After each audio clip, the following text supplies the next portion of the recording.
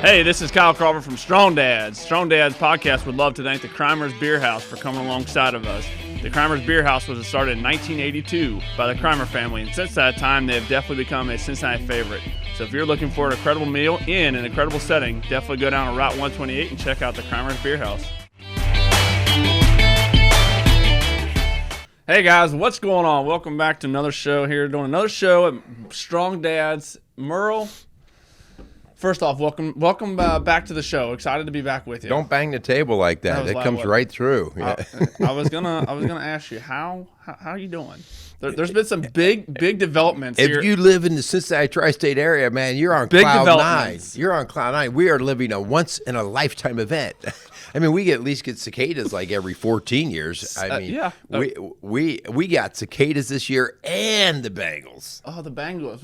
What Bengals. For those of you who are not listening in real time here and current date, the Bengals are going to the Super Bowl.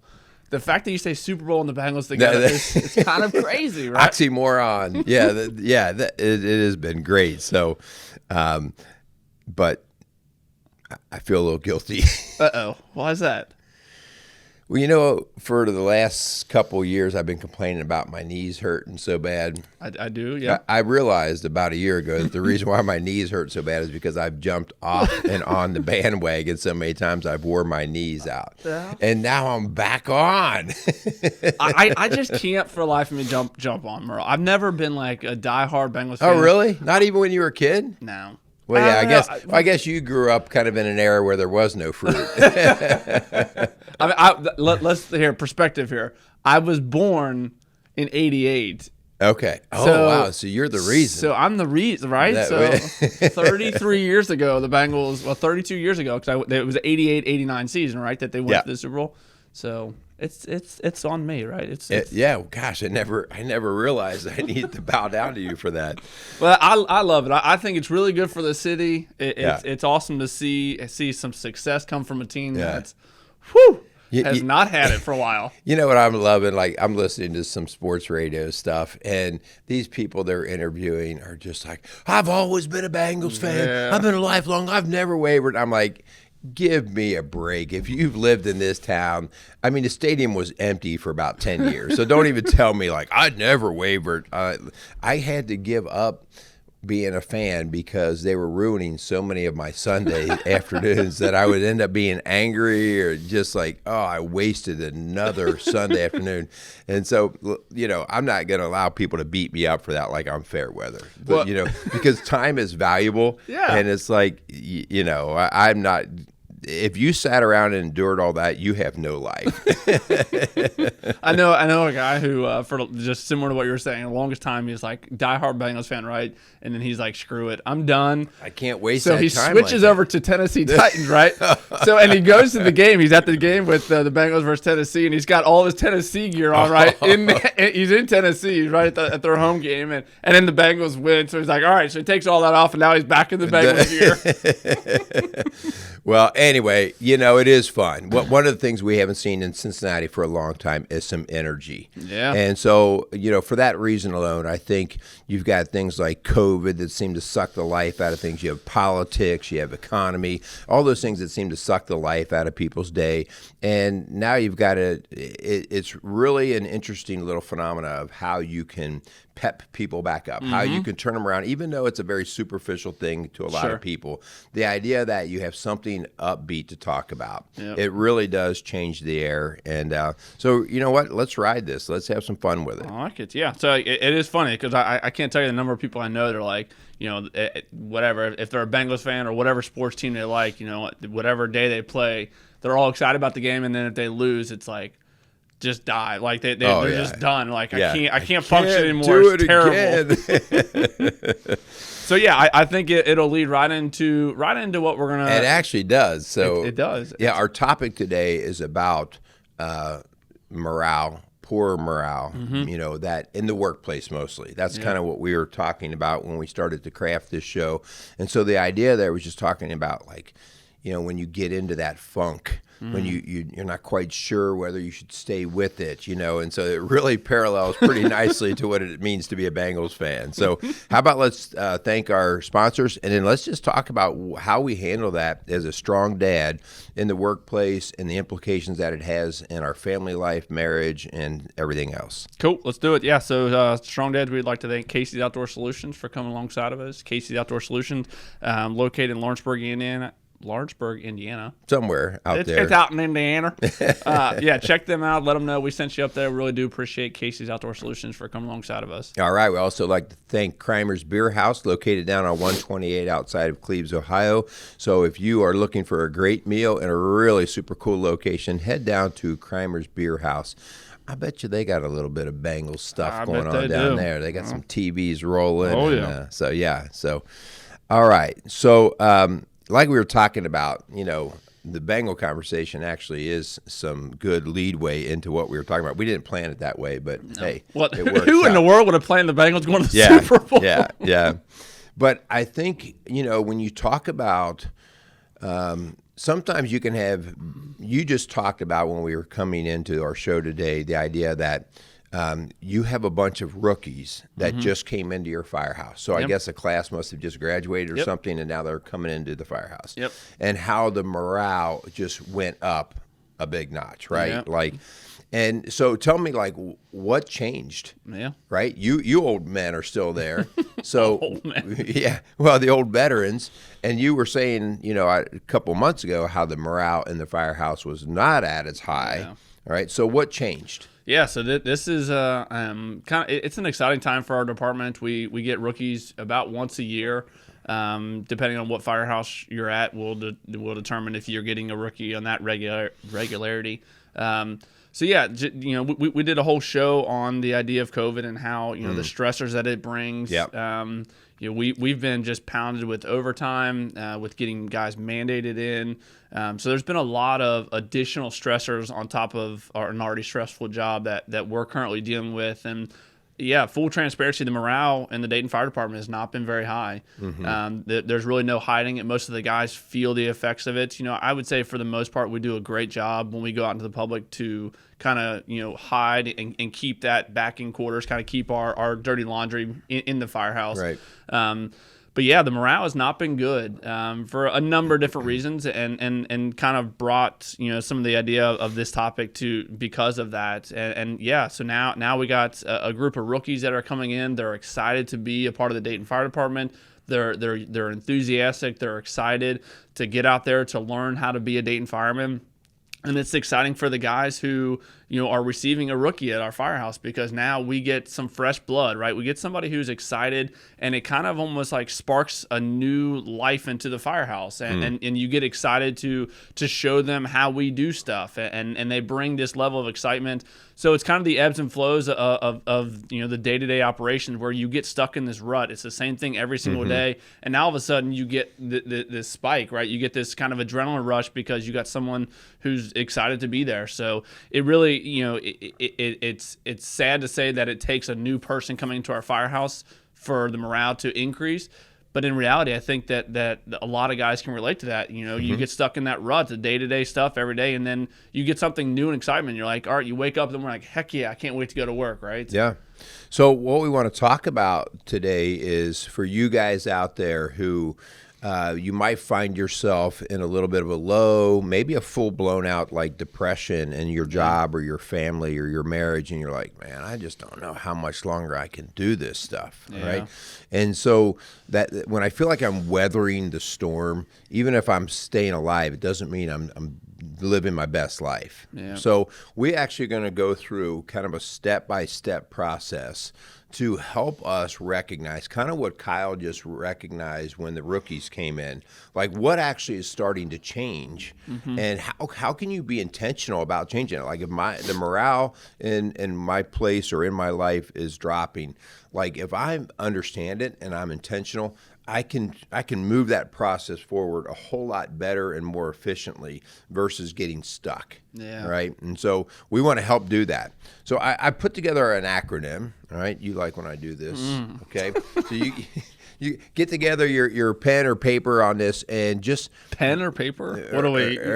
Yeah, just to jot it down. Like, so because you and I, we don't remember anything. I know, but yeah. Most people don't use pen and paper tomorrow. Well, you do. You don't even know how to use that stupid phone of yours. So come on. This is true. I still use a pen and paper. Yeah, I actually do a lot. Like I always keep. I know. I keep a notepad handy yeah. because I don't know something about having to put it out through the fingertips. I don't know. It just seems. I agree 100%. I just know that there are a lot of guys out there that don't use pen. Listen. And paper. Anyways, any way you need to get this recorded or written down. Okay. So it's called I.R.O.C. Yeah, that's cool right there, isn't it? I.R.O.C. D.A.N. I.R.O.C. D.A.N. That sounds like some kind of song, right? I.R.O.C. D.A.N. You got to give me some credit for that. No. If you can come up with lyrics, I might. All right. So the first thing, the I in the I.R.O.C. The I is you've got to call it out in terms of identify. You've got to identify. I mean, this is that thing when you don't identify, it's the same crap, different day sort of thing. You haven't done anything. You're just starting to see that the firehouse is the firehouse. Nothing's changing, but you're not really calling it a problem yet. Right? You haven't identified. So you've got to identify it. We've talked a little bit about your firehouse things. Like you started identifying some of the reasons why the morale was dropping. Like, remember some of those reasons? Yeah. I mean, there's a lot. And I think when it comes to that identifying, as we go through this acronym, one thing I wanted to kind of bring to light, for me, I'm the bottom of the barrel, right? I'm a dumb fireman, right? And there's a lot I knew that, but yeah. There's a lot of steps that make, it's hard, because we can sit around and complain and we can identify and we can start to recognize what those things are. But the problem is where we always come back to I don't make the policies, right? So I think it's important to kind of have that, I obviously, just like you were saying, identifying why the morale is what it is, identify the stressors that have brought you to this point. And I think it's really important to a great starting point. But I also think it's hard because if you're not the one making those, you can only affect the things you can affect, right? And so we talk about all the time. One of the things Jenny and I always teach our girls is you can only control the things you can control. And when you get outside of that, that's when you start to if you can identify all these other problems that are going on. But if it's not something you can fix, what's the point of identifying those problems? Let's fix let's identify. Yeah, let's go where we can go. Exactly. Yeah. So the second letter there, R, is standing for the idea of recognize, right? So that you've identified, but now you then have to recognize, and there's two key words here, the difference between perception and reality, all right?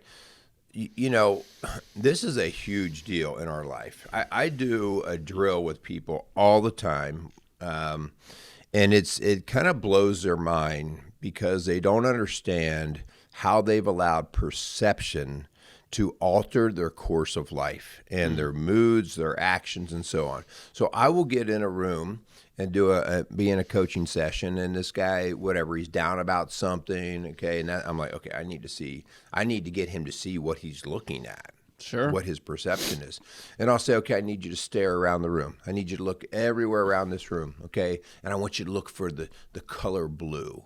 And so their eyes will start darting all over the place, and they're looking for the color blue. All right, cool. All right, and then I'll say, okay, close your eyes. And then I'll say, okay, now name everything for me that you can that's white. They struggle, right? Why do they struggle? Because I was directing their perception. I was focusing them on the dark, on the blue. And that's all they saw. And then all of a sudden, when I made them have to try to see something, they didn't even know if it existed. And then I said, okay, open your eyes. And they'll see white all over. Oh, the trim's white. Oh, that picture's white. Oh, I'm wearing a white shirt. And they'll start to see things that have been there all along, but their hyper focus on the negative or the poor morale is where they choose to be. And I say the word choose because it is a choice. You can allow yourself to get drowned into that. And so the perception versus the reality. If you don't do a little study on that, you're going to find yourself getting kind of caught in the wave that gets you emotionally moving the most, right? And if you're, we've talked about wiring before, if you're wired to the negative, you're going to see the dark. If that's how you're wired, you're going to see the dark. Nothing works good here. This firehouse is a joke. This place, this guy's, okay, that's how you're wired, dude. That's what you're going to see. That's your perception. And it doesn't have to be your reality. Well, this made me think of, when I don't know if you've ever been a part of a group or whatever, and someone points out something. So this person does this, or, this firehouse has this. That's all you notice. Like from that point on, you're like, oh yeah, he does do that, or that firehouse is like that, that's right? all you can see, and that's all you can see. And I think along with the idea of the perception versus reality, I also think there's a almost a third one, and it's what you perceive. So like how you actually see things. So your interpretation of what you see. Your interpretation, because what you see or your interpretation of it. It may be what your perception, right? But it is not that reality, because there's so much more that's going on. So so if a guy points out that Kyle's crazy sometimes, right? He's very very whatever, however, and that's all that person sees. The reality is, yes, I am a little crazy, right? But there's more to me than just being crazy, right? And I think that's where how you perceive the reality, I think it is also plays a big part into it. Let me tell you, we use this all the time in our marriage work, because, when you first date your wife, is all you see are the attractive traits, right? And man, you can't wait to talk to her. You have a lot of fun with her. Your conversation just is great. And then all of a sudden, 15 years down the road, you're like, she's such a nag. She's on my butt all the time. I can't do anything right. It's like, did you change who you married? No. And that happens both husband to wife, wife to husband. And so that whole idea of us stopping it and then refocusing it, and that's a practice, because the longer I focus at something, the harder it is for me to get my eyes off of it. Yep. Okay. Have you ever, the comedian Rodney Carrington? You ever heard of him? Yeah. Not putting a plug for him, but he does a little part where he talks about his wife, right, or his girlfriend, or whatever it was at the time. He's walking around at the zoo, I think, and he's like, I just looked at her and realized, like, what am I doing with her? He's like, and then I walked home and I looked in the mirror and realized that I'm not all that either, right? So not only is your wife changing, but maybe it's you as well. Maybe there's something you're doing, or you're identifying, you're seeing her, and you're like, golly, she gets on my nerves because she does whatever, and that's all you focus on. When in reality, maybe there's some self-reflection. Maybe you'd be like, maybe I'm doing something. Maybe my mindset is incorrect because of the way I'm viewing it. Yeah. So, we identify, then we recognize and spend some time with the perception and the reality. And then this is an active process, this next thing, the idea of options. I've got to now, if I'm going to say and admit that I'm recognizing that the morale is not good, then I have to start looking at the options available, okay? And this is where people will get stuck, because they don't want to identify the options and pursue. Sometimes this is that comfortably numb, painful stage. Yeah, well, I could go get a job at a different firehouse, but I don't know, and so you just stay stuck. So you take that option off the board. It's like, well, no, you're just too lazy to say, okay, it's worth the risk for me to go look at another job. So you start looking at options, okay? And it's really worth it to make a little list. Like, well, I could do this, or I could do that. Or, I could make a change here, or add this, or take this away. But if I act like there are no options, I become a victim. Like, there's nothing I can do. I'm stuck, right? And I don't ever buy that. There's very few places in life that I'm just totally stuck. Even when I'm stuck, there's still a better way to be stuck. Yep. And with this idea of the option, this is something that I continue to tell myself that, we've talked about the idea that the grass is not always green on the other side. right? So if you are making that list and you're coming up with different options that you do have, realize that if you go into those other options with the same mindset, the same negative attitude, that when you get to whatever place you're wanting to go to, unless you change your attitude, change your personal morale, then that place is going to have similar problems, because every place has problems, right? Every job, every industry has a long list of problems. And if you go into that thinking there are no problems, and then you get there and you see that there, it may be sunshine and roses for the first 6 months because you're excited, you're in a new adventure, you're a rookie, right? You're a rookie, right? Yeah, exactly. But if you don't change the way in which you address and you attack and your perception versus reality with that new option, you're going to be fall back right in the same trap you've been in. Yeah, absolutely. So it's just that whole idea of us. When I name those options, also look at who I am in that. Am I the person that it needs to look in the mirror? So good point. All right. So the C. So I.R.O.C. I.R.O.C. All right. All right. I'm following now. You're liking it, aren't you? Aren't you? Okay. The C. The C is to seek counsel. All right. I mean, especially as we do have to make what I would say heavier decisions in life. This is not about whether I want, a Coke or a Sprite. This is about, well, man, if I change this job, this could impact my life in a big way, negative or positive. So these are not light things. That's why the weight of them can pull your morale down, because that weight alone is hard to carry. So seek counsel. Talk to people that have been in your shoes or people who know you.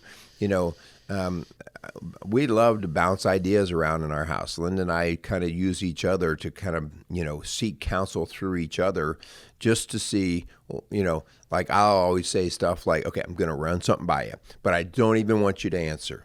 Just I'm going to run it by you, and I want you to sit on it for a little bit. Yeah. Because if she immediately blurts out an answer, I'll get an emotional. That's an emotional response, right? Yeah. But I'll say, okay, I'm just going to float this out, and I want you to think about it. And then maybe tonight after dinner, let's just talk about it. And by then, we've filtered through some of the emotions, and then we kind of have some counsel going back and forth. Well, not too long ago, when it comes to the idea of morale, you and I did this. We went on the golf course, right? And we were did not help my morale at all. But it was that idea that what I perceive to be a reality. Sometimes it takes an outside perspective, that seeking that outside counsel, someone who can say, you present your case. So these are all the things that I'm frustrated with at work. And then someone who's not ingrained, not a part of the day-to-day operations that I am, can be like, all right, is it really that big? Is what you're talking about. So I think there's a lot that goes into seeking someone who can look an outside perspective, that I can say, okay, yeah, those are legit complaints. But what are you doing? And I remember you told me, like, okay, so stop sitting around the kitchen table and just complaining about it. Right. Actions keep those, not that those problems aren't there, right? That they probably are. But when you continually bring them up and continue to woe on them, sure, that's feeding into that bad morale. So I think it's a great perspective and a great idea to seek someone who can have an outside perspective on what you're dealing with. Yeah, I think it's just huge to be, and we have to, we all have to kind of walk through that process a little bit, because sometimes when we're complaining, we're actually just kind of processing, like, how messy is it, right? Yeah. But there has to be a season for it, and then you have to bring it to a closure. Otherwise, it just starts to rot inside of you. So we just need to be a little bit careful with how long we're going to stay in doing nothing and complaining. Yep. All right. So now you're moving on to the P. Going to the P. I gotta go pee. So the P is actually to pray. And the reason why we talk about praying is because Kyle, you and I have talked many times about how I have a human nature. And so my human nature answers things usually through my desires of my flesh. Well, will it be more comfortable? Yeah. Will I make more money? Right? Will I have more power? Okay, so these are a lot of human sort of things. And if I'm always answering the human flesh connection, and I'm not connecting to the spiritual part. And so the spiritual part is, well, did God make me for this move or this change? do I carry the gifts and the talents? And is this my season that I'm supposed to be here? Okay. So this morning I'm reading in Genesis about, when Joseph was sold by his brothers to the Egyptians. Yeah. And that just seems like such a terrible thing, right? The little brother gets basically kicked out and he's sold to the Egyptians. And then over time, he becomes the ruler, right? He becomes the ruler. And then years later, they reunite. Yeah. And you could have thought that Joseph was going to go at them. And he had to be, because they didn't even recognize him, right? Yeah, didn't even recognize. And he could have just gone at him and had him slaughtered. Yep. But he says, he identifies himself like, I am your brother Joseph. And then he says, but don't be afraid. What happened had to happen. Yeah. In other words, he was like, I had to be put in here because this is where my spirit, where my gifts, where my talents had to flourish. And so, sometimes we have to go through a dark, painful, difficult situation. And again, nobody likes to stay there long. But when I take things into prayer, it allows me to say, you know what, God, this is what I want. I want my flesh to be quenched. I want these things. But what is your desire for me? All right. And let your will be done. I mean, and I think that's a legit prayer to humble yourself and settle in and see if you can get a sense of calm about that. Like, you know what? This is not the best place that I've ever been, but right now I feel like this is where I'm called to be. Yeah, I think when it comes to the idea of morale and bad attitudes at work, this is something that I've seen guys do, and I've heard guys talk about this idea, just whatever, just throwing your hands up and I'm done, I quit, right? And when it comes to this idea of prayer, I think this is before the show we were talking, and last night in my small group we were actually talking about this very idea. Man, God calls men to work. Like, it's very clear throughout Scripture, and one of the verses we actually talked about was in Colossians 3:23. It says, "Whatever you do, work heartily as for the Lord and not for men." And man, I think when it comes to this idea of prayer and having that relationship with Christ, man, I think it's so important to realize that as bad as things are, right? Your workplace could really suck, and it could not be fun for you to come in every day. But when it comes to this idea of your spirituality and your relationship with Christ, it's so important to realize that you're not working for your boss. Right. Your boss may be the one that signs your paycheck, and he's the one that ultimately gives you your what you've earned, your paycheck, right? But man, to have a perspective, to sit back, that you want to talk about perspective versus reality, right? The reality is you are working for something so much bigger than just a paycheck, right? We even talked about last night in my small group this idea that if you are dishonoring towards your boss or you are trash talking your boss, you're dishonoring God. Like, God calls men to work and not work for man, work for him. Yeah. And I think it's a great perspective to have when it comes to this idea of prayer and your spirituality. Yeah. So, vital part in that, think about that, put that into action. All right. So let's go to the D. All right. So I.R.O.C, P, D.A.N. And so D.A.N, the D is, come on already, make a freaking decision. Yeah. Okay, that's not really all of it, but the decision is the D. Make a decision, all right? Yeah. Make a choice. I think some of the problems that we have sometimes is not that we have no choices, but that we actually have too many choices. We have so many options available to us, especially today. I mean, the job market is crazy open. You could go do just about anything. Yep. You could work at home for the rest of your life these days, or you could go and job shop for the next 6 months until you found your niche, okay? But here's the bottom line. Make a decision. Yeah. Those of us who sit on the fence get nothing but splinters. We got to make a move, all right? And once you do that, there's a sense of ease that comes. Not ease in what you're getting ready to go into, but ease that you're now committing. Okay, like, I'm no longer on the fence. I'm getting off. So make a decision on what you're going to do to change the bad morale situation. Well, that second part, the A in that, you've made a decision. It is time to get off the fence, right? So then that's where that's the call to action, right? So to sit there and to say, I'm going to do this, but then to never do it. So you've made that decision, but if you just just wander on that decision. You don't actually take an action, because I think every decision we make in our life requires some form of an action in order to implement that said decision. So if you're deciding you're going to stay in your position that you're in, or you're going to decide you're going somewhere else, you're using that, the options that we talked about earlier, man, then go do it, right? So if you decide you're going to stay in your current place of employment, then just by saying I'm going to stay here, but then you don't change anything, you're not going to it's not going to just be a switch and one day you're going to be happy and morale's going to be great in your place of employment, right? There has to be an action. There's a call to action here. And this is something I'm talking to myself, because I get caught up in the bad morale at work, and I get caught up in that. And I actually had this exact conversation with Jenny, like what's my decision going to be? And we decided, I'm going to stick it out for a while. I'm going to see. But if I continue down the same path, then the morale is never going to get any better unless I make a decision for myself, right? I'm a call to action for myself to ensure that I made this decision, and now I'm gonna put forth the best effort to ensure that decision is fruitful. Right. And it doesn't guarantee an excellent outcome. What it does is it gives you an answer. Okay, I've given it my best. All right. So I answered that call.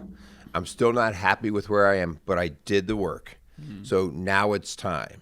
All right. And so it's not a matter of us saying, I'm going to put my nose down and never make a change. No, I do want to make sure that we say, this is not about you staying where you are.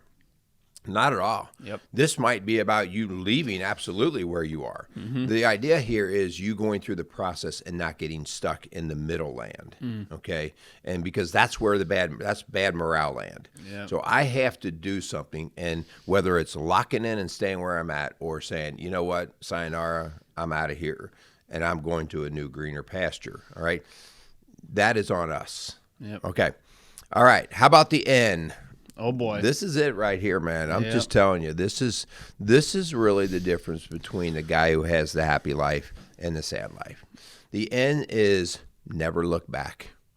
And I mean that. I mean that. Never look back. Woulda, shoulda, coulda. Man, if I would have done this, I should have done this. I could have done this. What a desperate, empty way to live. Get it out of your vocabulary. Once you make this decision and you start those action plans, it is what it is. This is where we are today. All right. And there's no guarantees that makes the road ahead easy. It just means that I'm not going to get my head stuck on the road behind me that I'm no longer even walking. I don't even have time there anymore. Yep.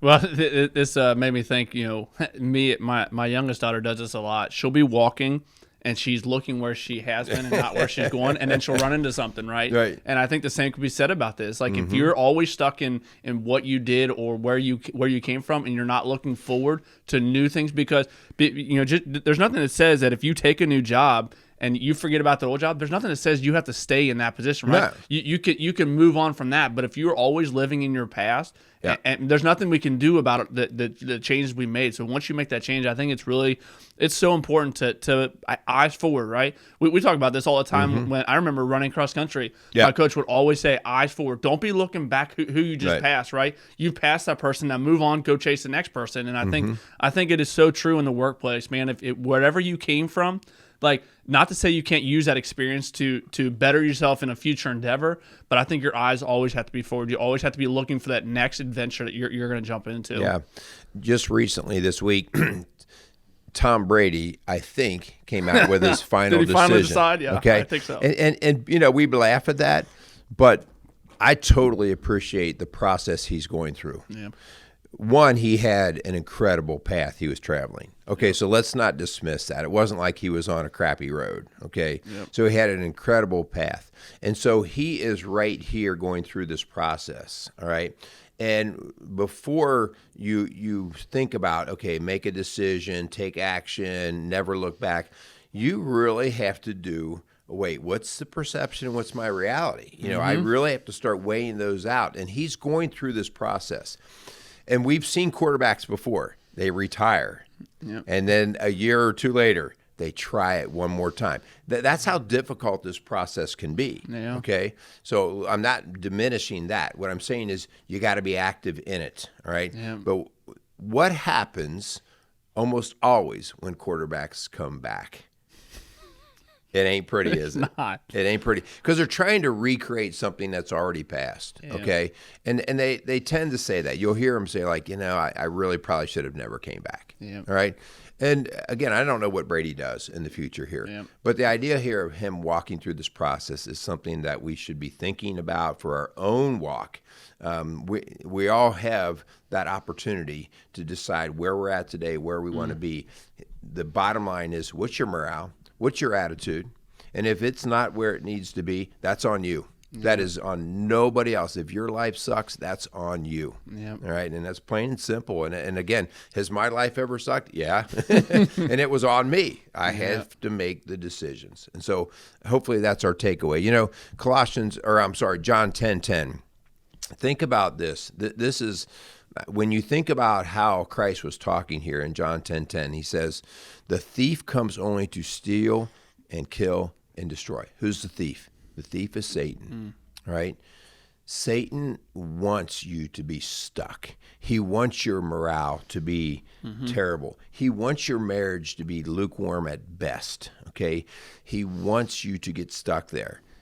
But then the second part of this, but I have come that they may have life and have it to the full.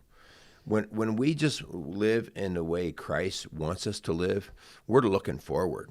We are looking forward, and we're not letting the thief steal the opportunity for us to have a great and prosperous and abundant life. Yep. So going back to the Bengals, right? So I think it's really cool. Just as we're talking, I started thinking, right before the first playoff game, all the announcers were like, these Bengals they don't know how to win, right? They've lost since the last playoff win they had was in the 90s, right? Early 90s.